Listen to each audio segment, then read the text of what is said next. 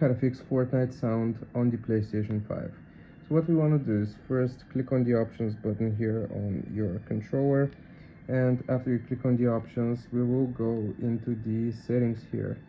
So menu, settings, and again you want to confirm settings.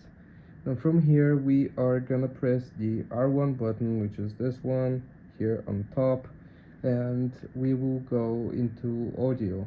Now make sure that the main is set to a high enough number here, and that all these options are set to high enough values. Now if they're set to high enough values and you still don't have sound, what you have to do is press on the PlayStation button here and just hold on to it. Then once you hover over Fortnite, you want to click on the options button, and then we'll close the game.